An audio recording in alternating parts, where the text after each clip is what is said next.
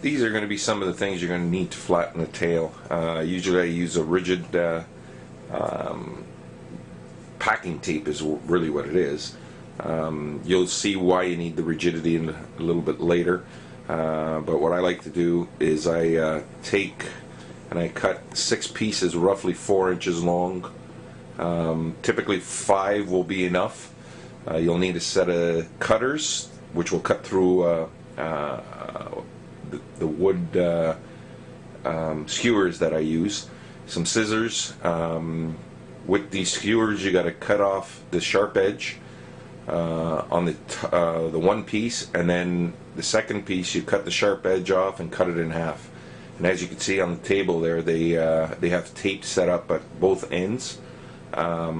You'll see once I start lacing and taping why the pieces are put the way they are. So this is going to be our candidate. It's checker hen.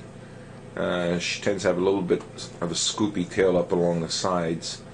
As you can see, the top of the tail tends to drop a little bit, and the reason why we do this is I call it memory, because the tail muscle is basically just a muscle, and if you convince it to stay in one position long enough, eventually what's going to happen is that tail is going to stay where you place it, and it won't have a chance to move, not for, I would say at least a week. But I'm going to show you a simple harness to make, to train these tail feathers to be flat, and makes it a lot easier also to lace them when they're in that position. Okay, for starters, as usual, place all the tail feathers in order. I try to just get them a little bit smoother on the end. It'll help when I'm putting the tape on the rear. You want it to contact as much as possible. So I'll lace the bird up real quick.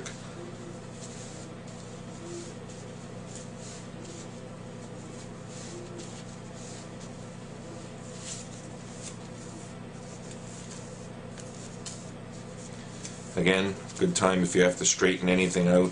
This would be a good time to do it. It will help with the taping and the flattening. I like using this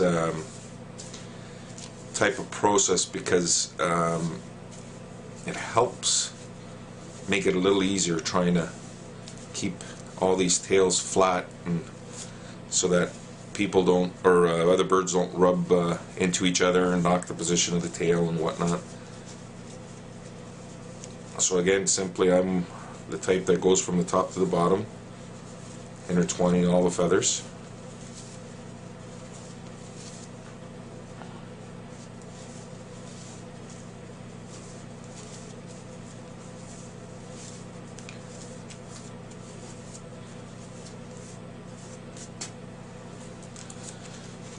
Back along the other side.